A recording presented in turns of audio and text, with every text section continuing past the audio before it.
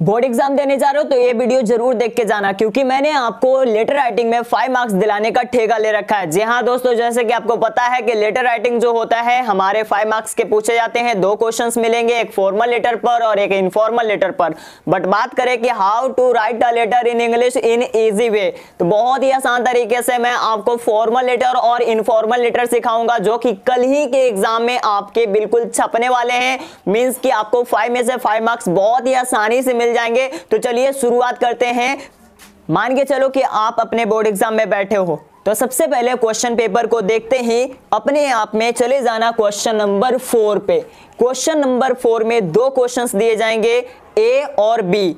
ए में आपसे पूछे जाएंगे फॉर्मल लेटर, जो कि हम लोग प्रिंसिपल पे या ऑफिशियली हम लोग लिखा करते हैं, और बी में आपसे पूछे जाएंगे आपके फ्रेंड्स या रिलेटिव पे, जिसे हम लोग इनफॉर्मल लेटर करते हैं। तो सबसे पहले ध्यान देंगे क्वेश्चन नंबर 4 के ए वाले ऑप्शन, जो कि आपका फॉर्मल लेटर जो कि प्रिंसिपल पे पूछा जाएगा। तो क्या क्वेश्चन होगा भाई? तो क्वेश्चन इस तरह से होगा कि write a letter to the principal of your school, मतलब अपने स्कूल के प्रिंसिपल को आप एक लेटर लिखिए आस्किंग फॉर 2 डेज लीव, 2 दिनों की छुट्टी के लिए, ड्यू टू इलनेस, क्योंकि आप बीमार हो, है ना। तो इस तरह से आपको क्वेश्चन नंबर 4 के ऑप्शन नंबर ए का जो क्वेश्चन होगा कुछ इसी तरह से होगा, और आपको बिल्कुल स्क्रिप्टेड ढंग से अपने आप में लेटर राइटिंग करके 5 में से 5 मार्क्स इजीली गेन कर लेना होगा। अब देखिए कैसे हम लोग शुरुआत करेंगे। तो सबसे पहले ये ध्यान रखिएगा कि अगर हम लोग प्रिंसिपल को लेटर लिख रहे हैं तो सबसे पहले हम लोग लिखते हैं टू द प्रिंसिपल। क्या लिखते हैं?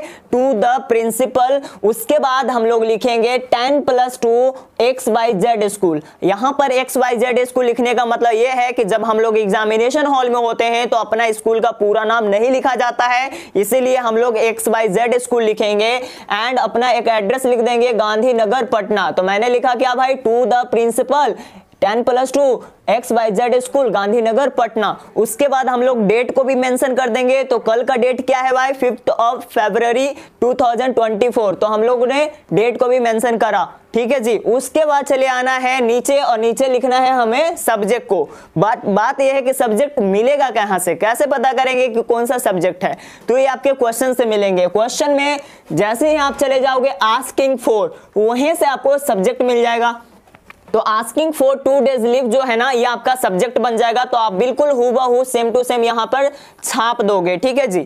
इतना तक आने के बाद आप सैल्यूटेशन लिखोगे। सैल्यूटेशन मींस होता है रिस्पेक्टेड सर, डियर सर। तो आप सबसे पहले क्या कर दोगे? यहाँ पे लिख दोगे रिस्पेक्टेड सर। रिस्पेक्टेड सर के बाद आप एक स्क्रिप्टेड लाइन लिखोगे, जो बिल्कुल सेम टू सेम आपको एग्जाम में छाप के आना है। वो लाइन क्या है भाई? तो इस तरह से, most humbly and respectfully I beg to say that. इस चीज को बिल्कुल बढ़िया से याद कर लीजिए, है ना। हो सके तो 3, 4, 5 बारी अपने आप में लिख लीजिए, ताकि आपको कहीं भी एक भी स्पेलिंग मिस्टेक ना हो, ठीक है जी। क्या करोगे? रिस्पेक्टेड सर लिखने के बाद most humbly and respectfully I beg to say that. अब बात है यहाँ पर क्या भाई? तो इलनेस के लिए, मतलब आप बीमार हो, इसके लिए क्या चाहिए? छुट्टी। तो इसका मतलब आप क्लास को अटेंड नहीं कर पाओगे। तो इतना लिखने के बाद अपनी बातों को बताना शुरू करना। लिखना क्या?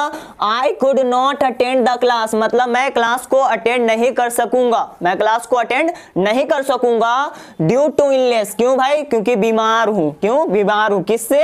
फ्रॉम कोल्ड एंड कफ, मतलब सर्दी और खांसी से मैं बीमार हूं, और इसी से मैं क्लास को अटेंड नहीं कर सकूंगा, ठीक है। उसके बाद लास्ट में लिखिएगा देयरफॉर, मतलब अतः आपसे निवेदन है, आई रिक्वेस्ट यू, आपसे निवेदन है, टू ग्रांट मी, मुझे देने की। क्या भाई? छुट्टी देने की। कितने दिनों की?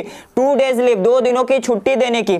कब से कब तक? तो 5 फरवरी से 6 फरवरी 2024, मतलब 2 दिनों की छुट्टी मांग रहे हैं। तो पहला दिन तो आपका 5 फरवरी हो गया, और दूसरा हो गया 6 फरवरी, मींस कि आपको 2 दिनों की छुट्टी हो गई। तो आप मांग रहे हो, अतः आपसे निवेदन है कि मुझे 2 दिनों की छुट्टी दी जाए 5 से 6 फरवरी तक के, है ना।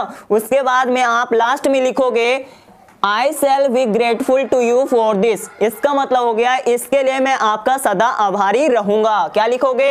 I shall be grateful to you for this, मैं इसके लिए आपका सदा आभारी रहूंगा। उसके बाद आप जब लेटर को एंड करोगे, खत्म करोगे, तो लिखना है आपको योर ओबीडेंटली, आपका आज्ञाकारी, और यहाँ नेम में ABC लिखना है या तो XYZ लिखना है। ऐसा इसलिए कि जब हम लोग एग्जामिनेशन हॉल में बैठे रहते हैं तो अपना प्रॉपर नाम नहीं लिखते हैं, ऐसा है रूल एंड कंडीशंस होता है। अपना क्लास लिख सकते हैं, अदरवाइज आप अपना रोल नंबर लिखना चाहें तो लिख सकते हैं। मैं क्योंकि अभी जो मैंने सिखाया आपको फॉर्मल लेटर सिखाया जो कि हम लोग प्रिंसिपल को लिखते हैं या तो सेक्टर में जो भी ऑफिसर्स रहते हैं उनको लिखते हैं।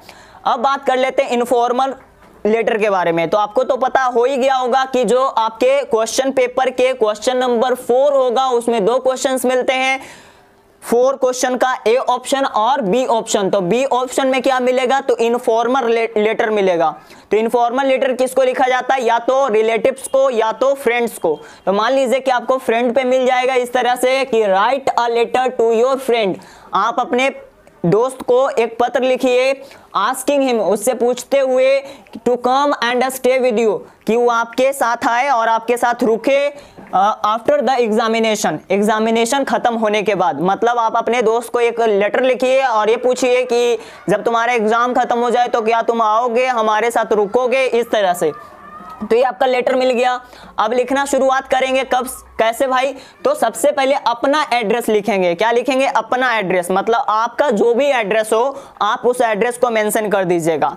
सबसे पहले बात करते हैं कि अपना एड्रेस क्यों लिखा जाता है, इसलिए कि हम जिससे भी लेटर लिख रहे हैं अगर वो हमें चाहे रिप्लाई करने के लिए तो इसी एड्रेस पे हमें रिप्लाई कर सकता है। तो जो भी इस तरह का लेटर लिखते हैं तो सबसे पहले अपना खुद का एड्रेस मेंशन करते हैं और देन उसके बाद डेट को मेंशन करते हैं, मतलब जिस डेट में आप लिख रहे हो उसी डेट को आपको मेंशन करना है। जैसे कि आपको कल जो एग्जाम है 5 फरवरी का है तो आप यहाँ पर 5 फरवरी मेंशन कर दोगे। फिर आपको सैल्यूटेशन देना है, सैल्यूटेशन मतलब आप जिससे भी लिख रहे हो उसे या तो संबोधन करना है, तो आप कहोगे माय डियर फ्रेंड, मतलब आप अपने फ्रेंड को लिख रहे हो तो माय डियर फ्रेंड से लिख देना।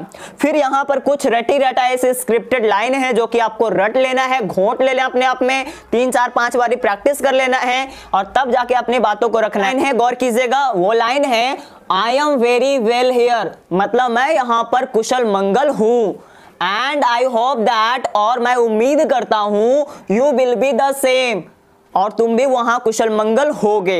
इस लाइन को बिल्कुल घोंट लेना है क्योंकि जब भी हम इस तरह के इनफॉर्मल लेटर लिखते हैं यह लाइन जरूर लिखते हैं, चाहे हम अपने रिलेटिव्स को लिखें चाहे हम अपने फ्रेंड्स को लिखें, ये बिल्कुल रटी रटाई सी लाइन है, आपको दम ये याद कर ही लेना होगा। I am very well here, मैं यहाँ पर कुशल मंगल हूँ, एंड आई होप दैट, मैं उम्मीद करता हूँ, you will be the same, तुम भी वहां कुशल मंगल होगे। It is the matter of pleasures, ये बहुत ही खुशी की बात है, फॉर मी, मेरे लिए, ये बहुत ही खुशी की बात है मेरे लिए कि if you come at my home, कि अगर तुम मेरे घर आते हो after the examination is over, अपने एग्जामिनेशन खत्म होने के बाद। मतलब मैं ये कह रहा हूं कि मेरे लिए बहुत खुशी की बात होगी जब तुम मेरे घर आते हो अपने परीक्षा खत्म हो जाने के बाद। My parents are also waiting for your stay here with us, और मेरे घर वाले भी ये इंतजार में है कि तुम कब आओगे और हम सबके साथ रुकोगे, ठहरोगे, है ना। You will feel relax after the examination, और तुम एग्जामिनेशन के बाद बहुत ही आरामदायक महसूस करोगे। लास्ट में ये वाली भी रटी रटाई सी लाइन है जो आपको हर एक इनफॉर्मल लेटर में लिखना होता है। वो लाइन क्या है भाई, convey my best compliment to your parents, मतलब लास्ट में जब हम इनफॉर्मल लेटर को एंड करते हैं, खत्म करते हैं, तो ये जरूर लिखते हैं क्या भाई, तो convey my best compliment to your parents, कि अपने माता पिता को मेरा प्रणाम कहना, ठीक है जी, छोटे को प्यार देना, यह बात जरूर लिखना होता है। उसके बाद जब एंड करेंगे तो जरूर लिखेंगे your always sincerely ABC. ABC इसलिए कि अपना नाम नहीं लिखा जाता है, इसीलिए हम लोग लिखेंगे कि तुम्हारा हमेशा का विश्वासी, तुम्हारा वफादार, इस तरह से हम लोग लिख देंगे। तो हम प्रॉपर ढंग से आपको फॉर्मल लेटर और इनफॉर्मल लेटर बहुत ही कम समय में लिखना सिखा दिए हैं, जो कि कल के एग्जाम में जरूर से जरूर लड़ेगा, टकराएगा, छपेगा, और इससे आपको लेटर राइटिंग में 5 में से 5 मार्क्स जरूर मिलेगा।